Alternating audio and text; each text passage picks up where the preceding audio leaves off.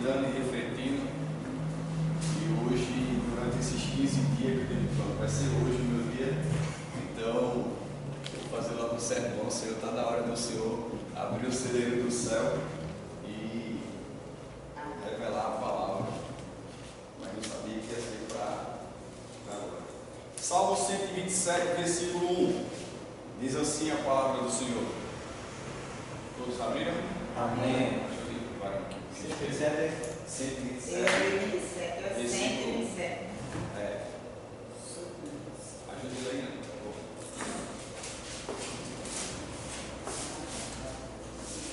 O tema, como foi falado, é família.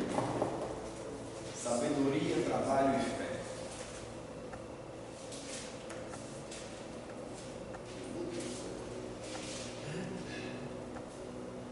Quando eu estava ali meditando e refletindo, eu estava feito a viúva, né?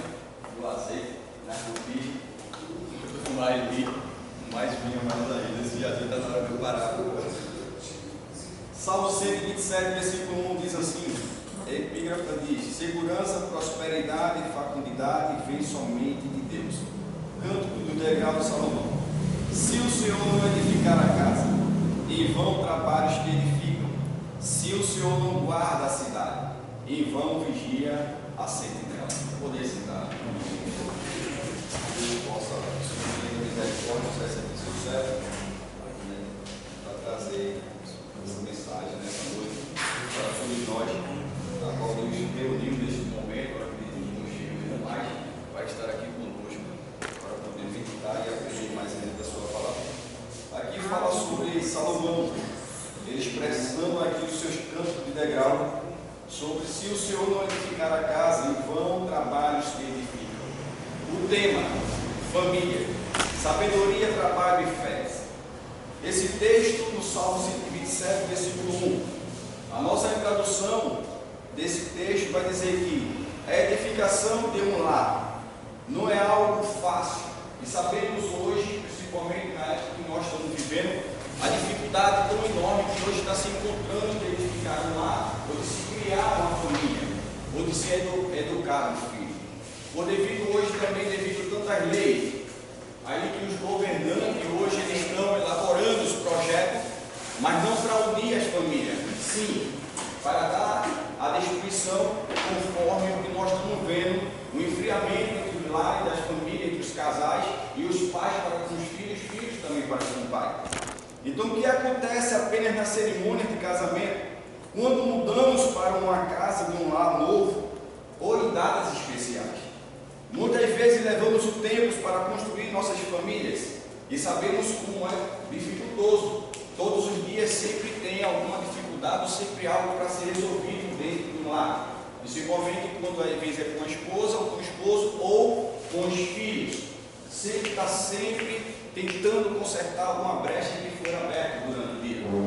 Mas nós muitas vezes levamos tempo para construir nossas famílias e por momentos que parece que tudo vai desmoronar. Muitas vezes parece que estamos perdendo o sentido, ou perdemos, melhor dizer, a direção do carro, do navio. Parece que o vento está levando para um lado que você não queria que fosse. E nessa hora parece que você está perdendo o controle e acha que está sendo o final da sua história. Parece que está chegando o fim também da sua história. Mas como a edificação da família é algo que precisamos fazer a vida toda. Aí nós vem assim: não desista da sua família. Não perca a esperança, porque sempre devemos reedificar. E lembrando que se o Senhor não edificar a casa, meus amados irmãos, em vão edifica, em vão não edificar a casa, em vão trabalhos que edificam, como acabamos de ler esse texto do Salmo 127, versículo 1.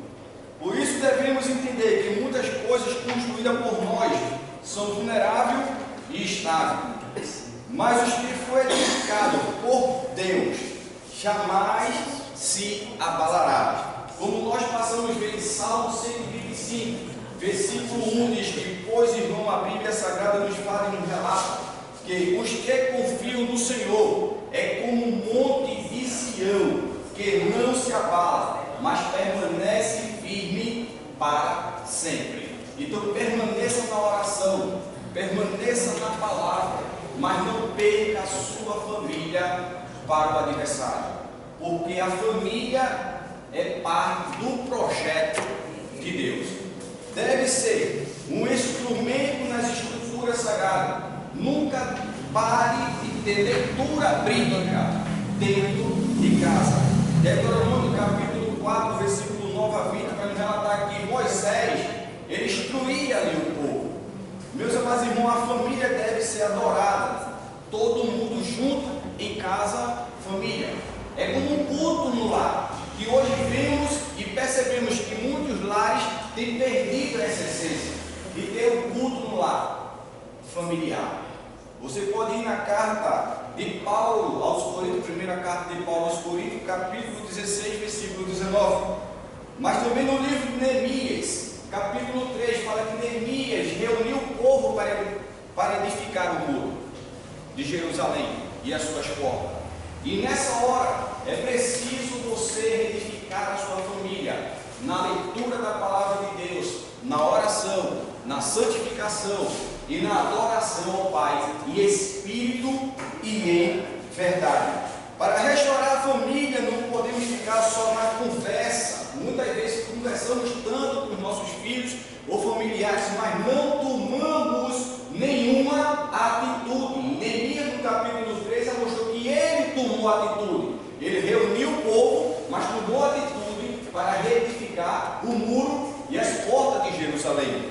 É preciso fazer algo de real, prático, para mudar a situação da sua família. E aí você pode se perguntar para si mesmo: o que é que eu tenho feito para mudar a situação da minha família? Ou eu, para mim, tenho aceitado as consequências do que o adversário tem feito com a minha família? Mas está na hora de eu, você, todos nós se despertar e pegar as armas espirituais, que é os nossos joelhos em oração, e clamamos a Deus, e sabendo que o nosso Deus que nós servimos, ele pode entrar com ação e providência dentro do nosso lar e na nossa família, e trazer de volta os nossos sonhos e projetos, a qual nós pensamos que perdemos.